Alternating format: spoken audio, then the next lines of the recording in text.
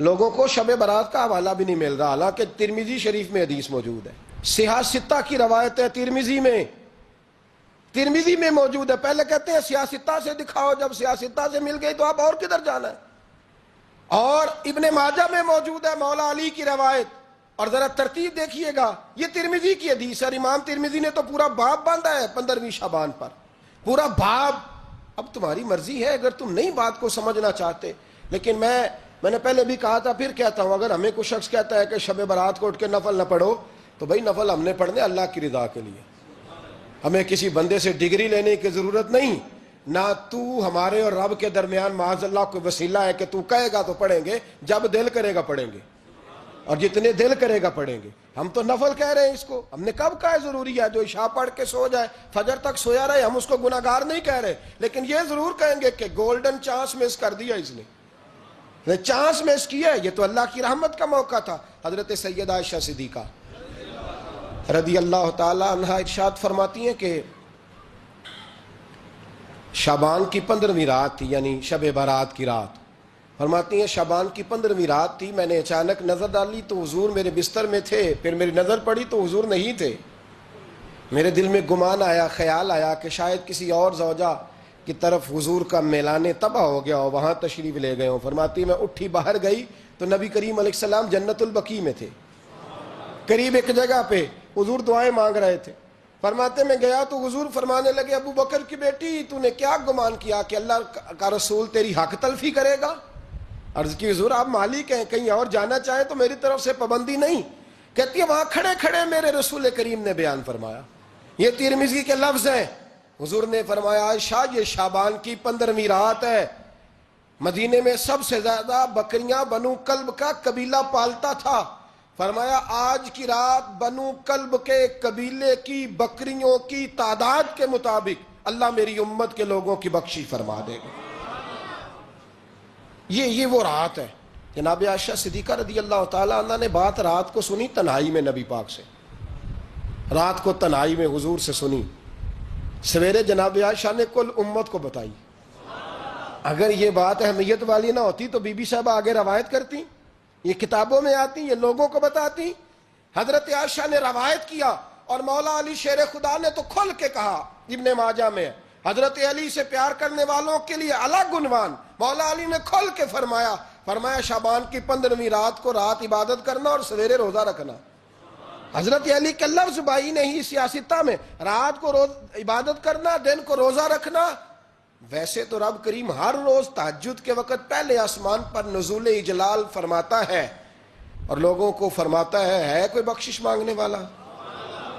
اور فرمایا ہر روز تہجد کے وقت یہ اعلان ہوتا ہے، پر شب برات کو نا شروع رات سے یہ اعلان شروع ہو جاتا ہے۔ ادھر دیکھو میری طرف، مغرب سے اعلان شروع ہو جائے گا۔ اللہ کرے آپ کو سمجھ آئے، اللہ کرے آپ کو۔ اور بھائی یہاں باہر لوٹ سیل لگ جائے، یہاں ابھی سیل لگ جائے، 5000 والا جوڑا 1500 میں، تو رش ختم ہوگا؟ اور بھائی اگر یہ لگ جائے، چلو یہ تو دور کی بات ہے نا، ہم تو لنگر والے لوگ ہیں، اگر لنگر کا اعلان ہو جائے کہ بڑا تگڑا ہے، بڑا تگڑا، ہمارے ہاں تو شادی کی روٹی کھلتی ہے تو لوگ آخری روٹی سمجھ کے کھاتے ہیں، کیا حشر ہوتا ہے، کیا انداز ہے۔ مولا علی شیر خدا حدیث روایت کرتے ہیں، رنگ کیا ہے؟ فرمایا باقی راتوں میں نا تھوڑا سا پیکج ہوتا ہے، تھوڑا سا، آخری حصے میں رات کے شب برات کو نا رات چڑھتے ہی اللہ پہلے آسمان پر جو اس کی شان کے لائق ہے نزول جلال فرماتا ہے، اور پہلا جملہ یہ فرماتا ہے کوئی معافی مانگنے والا؟ اللہ کرے آپ کو سمجھ آئے، یعنی معافی دینے والا کہہ رہا ہے چلو آؤ ادھر آؤ، ذرا معافی مانگو، میں معاف کرنے آیا ہوں، مانگو معافی۔ ہے کوئی معافی مانگنے والا؟ معاف کر دیں گے۔ اور آپ فرماتے ہیں ہے کوئی رزق مانگنے والا؟ وہ جو بڑی درخواستیں دیتے پھرتے ہیں نا مختلف اداروں میں، وہ ایک درخواست نا کل شب برات والی رات بھی دیں، اللہ کرے آپ کو سمجھ آئے۔ وہ جو کہتے ہیں نا بڑی بڑی کمپنیوں میں نے اپلیکیشن جمع کرائی ہے تو کہیں کام نہیں بن رہا تو نسخہ دے رہا ہوں، ایک اپلیکیشن کل رات بھی جمع کراؤ، انشاءاللہ کام بن جائے گا۔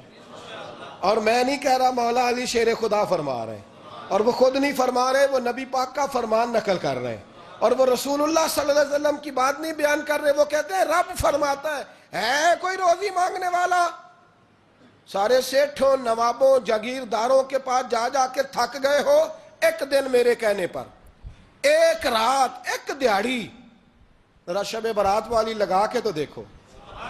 پر شرط یہ ہے کہ یقین کامل ہو، ارادہ یہ، مطلب اللہ معاف کرے، آپ نے ناراض نہیں ہونا، لیکن وہ ماحول اس طرح کا ہے کہ شب برات کو ایک دو ساتھی کو کہا رات کو عبادت کر کہتے جی وہ تو ٹھیک ہے پر سویرے چھٹی نہیں، کام کرنا ہے۔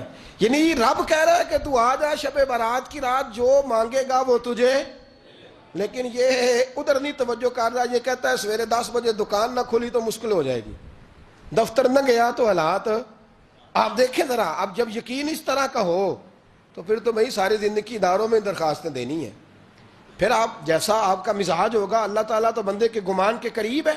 تو میرے رسول پاک علیہ السلام نے ہمیں یہ میسج دیا، پیغام دیا، فرمایا اس رات جو اولاد مانگے گا رب اسے بھی عطا فرمائے گا، اس رات جو اللہ سے بخشش مانگے گا اللہ اسے بھی دے گا، اس رات جو رب کریم سے عزت مانگے گا اللہ اسے بھی عطا کرے گا۔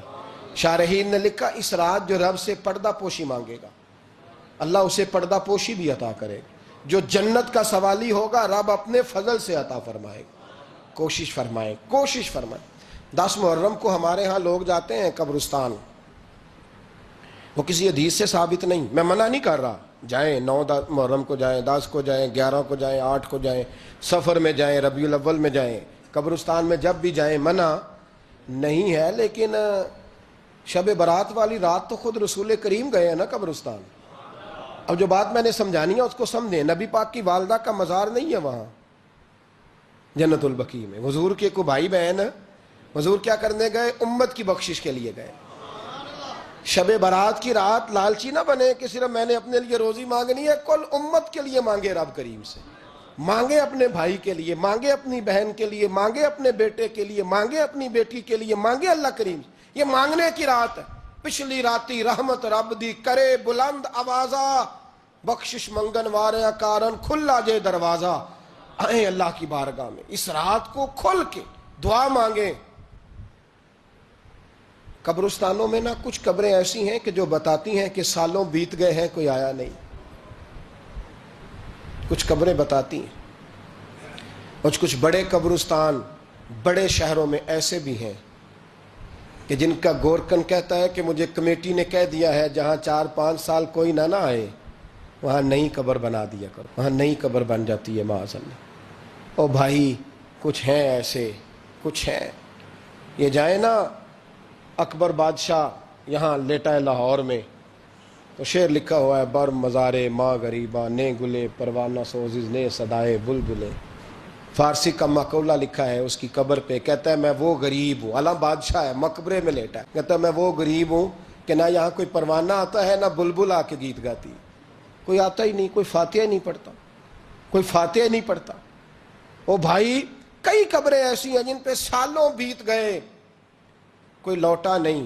اور مشکات میں حدیث ہے، میرے نبی کریم علیہ السلام نے فرمایا جو قبر میں ہوتا ہے وہ تو اس آدمی کی طرح ہے جو دریا میں ڈوب رہا ہے اور وہ انتظار کر رہا ہے کہ میرا بیٹا میرے لیے دعا مانگے، میری بیٹی دعا مانگے، پر بیٹے کو تو 27 سال ہو گئے، ملک سے باہر ہے، کاغذ بنے گے تو ابے کی قبر پہ آئے گا نا، اس کے تو کاغذات ہی نہیں مکمل ہو رہے، وہ بیٹے کو تو مشکل ہے بڑی، وہ تو کاغذات نہیں بن رہے، وہ تو دولت کا مطالبہ پورا ہوگا تو جب ہی وہ کام ہوگا نا۔ انتظار ہو رہا ہے قبروں میں میرا بیٹا دعا کرے، میرا بھائی دعا کرے، اور اگر بچہ دفن ہے تو وہ کہتا ہے میری ماں دعا کرے، میرا باپ دعا کرے۔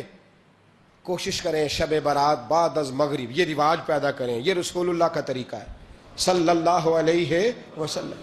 قبرستان میں جائیں اور جا کر کے وہاں اللہ تبارک و تعالیٰ سے دعا مانگیں کہ یا اللہ جو اس قبرستان میں لیٹے ہیں وہ بھی، اور جو آج تک کلمہ پڑھنے والے دنیا سے گئے وہ بھی، اور جو قیامت تک جائیں گے وہ بھی، اے اللہ تو سب کی بخشش فرما دے۔ اللہ کی رحمت کو محدود نہ کریں کہ صرف مجھے بخش دے، اسے کہیں یا اللہ کل کی بخشش فرما۔ ساری امت کے لیے دعا کریں، شب برات کی رات نفل پڑھیں۔ ہمارے ہاں محفل ہوتی ہے ہر سال الحمدللہ، بڑے شوق سے بڑا خوبصورت ہم اہتمام کرتے ہیں، لیکن میں اکثر دوستوں سے کہا کرتا ہوں کہ جن کو اکیلے میں نفل پڑھنے میں مزہ آئے وہ اکیلے میں پڑھیں۔ کتنی کھلی بات کر رہا ہوں، میں پابند نہیں کر رہا کہ آپ یہاں آئیں گے، محفل میں آئیں گے، ضروری ہے بھئی آپ کو اکیلے میں مزہ آتا ہے نا، کچھ لوگ تنہائی میں ہو تو دل زیادہ لگتا ہے، وہ تنہائی میں کریں اللہ اللہ کوئی حرج نہیں، لیکن کچھ ایسے ہیں کہ نعت سنتے ہیں تو دل نرم ہوتا ہے، تقریر سنتے ہیں تو دل نرم ہوتا ہے، تو جن کا اس طرح نرم ہوتا ہے وہ مسجد میں آئے، بات سنیں۔ کچھ کو سب کے بیچ بیٹھ کے رونا آتا ہے۔ حضرت سعدی شرازی فرمایا کرتے تھے کچھ لوگوں کے آنسو مجھے رلا جاتے ہیں، فرماتے ہیں کچھ کی آنکھیں دیکھ کے رو پڑتا ہوں، لہٰذا میں جب بھی ذکر کرتا ہوں محفلوں میں بیٹھ کے کرتا ہوں، تنہائیوں میں مجھ سے نہیں ہوتا، تو جس سے نہیں ہوتا وہ آئے نا، مسجد میں آئے، رات عبادت کریں، کل مغرب سے پہلے پہلے کام سمیٹ لیں سارے، اور مغرب کے بعد یہ رات شروع ہوگی، مغرب کے بعد ایک چھٹی کر لو اللہ رسول کے لیے، کر لیں گے انشاءاللہ تعالی ایک چھٹی، اور توبہ کی رات ہے، یہ توبہ کرنی ہے۔ توبہ کس کو کہتے ہیں؟ توبہ کا معنی ہے پچھلے گناہ پر پچھتانا، شرمسار ہونا، کہتے نہیں اے کاش میں نہ کرتا، اور وہ لفظوں میں نہیں، جملوں میں نہیں، توبہ رٹی رٹائی نہیں، شرمسار ہونا اور آئندہ گناہ نہ کرنے کا پکا ارادہ کرنا، اس کا نام توبہ ہے۔ دیکھیں اللہ تعالیٰ فضل کرے، میں نے پچھلے سال کہا تھا پھر کہتا ہوں، مسجدوں سے نا شب برات کی رات، شب قدر کی رات چیخوں کی آوازیں آتی ہیں، لوگ اتنا روتے ہیں نا، رونا چاہیے، کم روتے ہیں زیادہ رونا چاہیے، لیکن سوال یہ ہے کہ اتنا زیادہ لوگ شب برات کی رات روتے ہیں، کیا پھر سویرے بددیانتی ختم ہو جاتی ہے؟ جو رات مسجد میں کھل کے رو کے آیا ہے اس کا پروگرام ہے نا کہ اب ملاوٹ کبھی نہیں کرے گا، اب گاہکوں سے جھوٹ کبھی نہیں بولے گا، اب وہ بددیانتی کا معاملہ کبھی نہیں کرے گا، لیکن رات روتا بھی رہے اور سویرے پروگرام یہ ہو کہ میں نے پھر لوگوں کو فریب دینا ہے، داؤ لگانا ہے، تو اس نے توبہ کیا رات کے، یہاں بس یہ ایکٹنگ کر کے لوٹ آیا ہے، یعنی بڑی سجا بنا کر کے سوار کر کے رات توبہ کی۔ کیا مطلب ہے توبہ کا؟ کہ توبہ آپ نے کی۔ حضرت حسن بصری سے کسی نے کہا توبہ کیا ہے؟ فرمانے لگے توبہ یہ ہے کہ جس گلی سے رب نے تجھے منع کیا ہے دوبارہ پھر تو اس گلی میں نظر نہ آئے، تو نظر ہی نہ آئے، اور جس جگہ جانے کا رب نے تجھے حکم دیا ہے پھر تو دوبارہ وہاں سے غیر حاضر نہ ہو۔ اگر یہ پروگرام ہی نہیں، ارادہ ہی نہیں، بچے ایک دو مجھے کہنے لگے کل حضرت صاحب توبہ کے موضوع پر ہم نے گفتگو کرنی ہے تو کوئی باب بتائے کہاں پہ ہے، کچھ بچے شاگرد ہیں، کچھ مسجدوں میں جمعہ پڑھاتے ہیں، ایک نے مجھ سے کہا، تو میں نے کہا بیٹے پہلے مسجد میں جاؤ، 2 نفل پڑھو، توبہ کرو، توبہ کا ارادہ بناؤ، یہ رسم نہیں ہے۔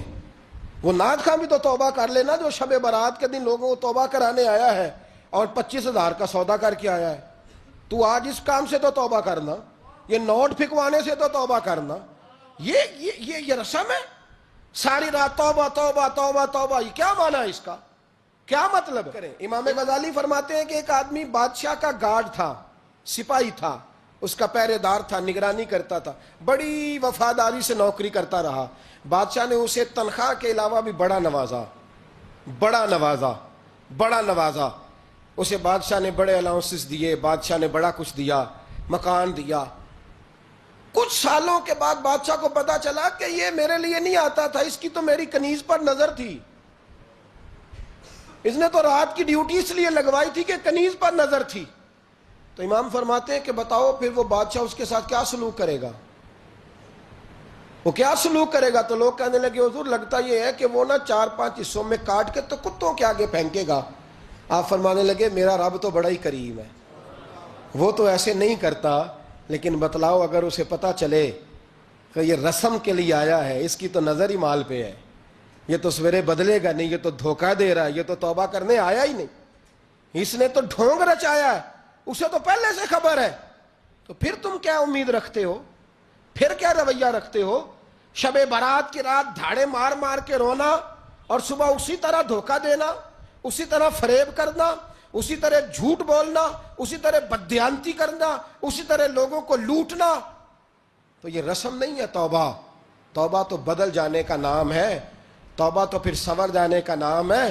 توبہ تو اس طرح ہے جس طرح حضرت ابراہیم ابن ادھم نے کی تھی، وقت کے بادشاہ تھے، بادشاہ جب توبہ کی تو پھر ہر چیز چھوڑ دی، پھر مال لوگوں میں بانٹ دیا اور پھر ٹاٹ کا لباس پہن کر زندگی گزاری۔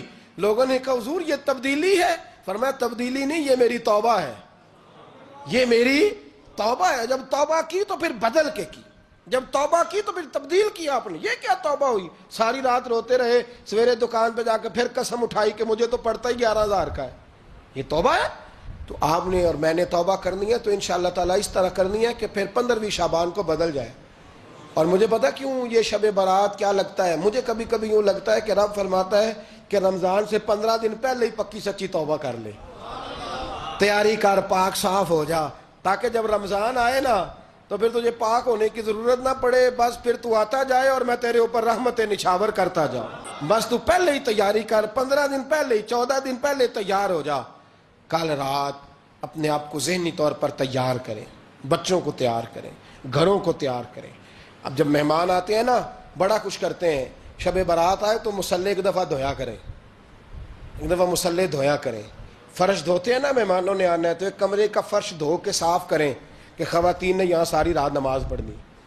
یہ ارادے بنائیں. جس طرح آپ کہتے ہیں نا رات کو سفر کرنا ہے تو دوپہر میں تھوڑا آرام نہ کر لوں تو کل دوپہر میں آرام کر لیں, تاکہ رات کو رب رب کرنا آسان ہو جائے, اللہ کی بارگاہ میں بیٹھنا آسان ہو جائے. مکمل طور پر ذہنی طور پر اپنے آپ کو تیار کریں. یہاں بھی محفل ہوگی انشاءاللہ, عشاء کے متصل بعد شروع ہو جائے گی, 12 بجے تک محفل چلے گی. پھر 12 بجے کے بعد نماز تسبیح پڑھی جائے گی. پھر 1 بجے پھر دوبارہ آپ کو اجازت دی جائے گی, کوئی انفرادی طور پر گھنٹہ سوا اپنی الگ سے کوئی عبادت کرنا چاہے تو وہ تب بھی ممکن ہو.